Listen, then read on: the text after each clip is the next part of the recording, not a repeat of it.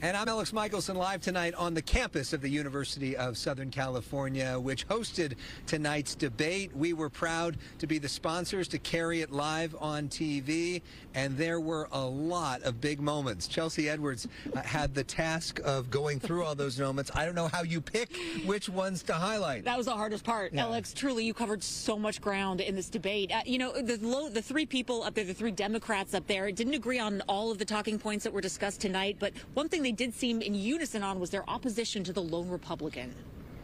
This is the showdown for U.S. Senate, and it really is the showdown for U.S. Senate. The top four candidates in California's U.S. Senate race wasted no time digging into voters' most pressing issues, like homelessness. The solution to homelessness is housing.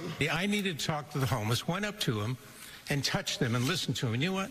They looked at me and they said, "You're the first time anybody's come up and asked us about our life." As somebody who's been unsheltered, I cannot believe how he described his walk and touching and being there with the homeless. Come on, please. Okay. Mr. Garvey, I'm sorry, that was a total swing and a miss. That was a total whiff of an answer. Baseball analogies were peppered throughout the sometimes fiery face-off. You're banging on that trash can just like the Astros did a few years ago. Perhaps the most passionate debate was over the support of presidential candidate Donald Trump. If the American people should choose former President Donald Trump to return as commander-in-chief, then blank. Then we will lose credibility on the world stage. It will set us back decades in terms of diplomacy. If anyone on this stage believes that Donald Trump should be president because of his position to dismantle this democracy, then where are we here as a state and a country? If Donald Trump is elected president, then we are, and it rhymes with crude. You voted for him twice. You saw what he did on January 6th.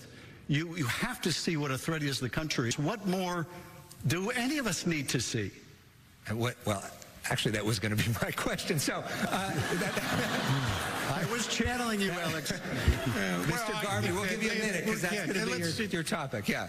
I mean, there's identity politics at its finest right there. Trying to paint me into the corner, trying to call me MAGA. What they say is true. Once a Dodger, always a Dodger. This is not the minor leagues. Who will you vote for? At the end of the day, it's all a personal choice.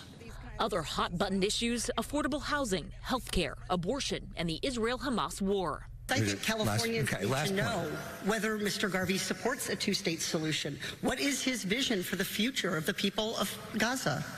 Do you? I feel it's also naive to think that a two-state solution can happen even in our generation. We need a leader who puts our interests first, to build housing, to fight climate change, to lower costs, not someone who caters to special interests.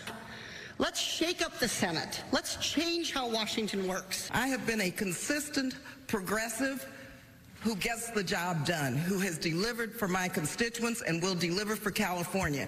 As a conservative moderate, I thought it was time to stand up.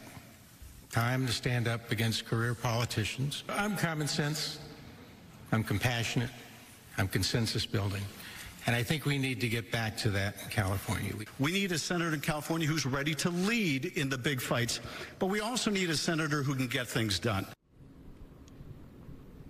Now, while all this was going on, several dozen protesters gathered outside the debate hall. They were carrying Palestinian flags. They had signs chanting, calling for an end to this, calling for a ceasefire in Gaza. Very vocal group, very passionate group. But the protest ended peacefully, and the debate as well ended peacefully as well, and really gave voters a really good chance to get to know these candidates a little bit better on a whole variety of issues. There's so many zingers I didn't even get in there. There was a lot. You did a great job putting it together. We could not hear those protesters inside the auditorium. Chelsea, thank you. Nice job on that. Good to be with you out in the field. You as well.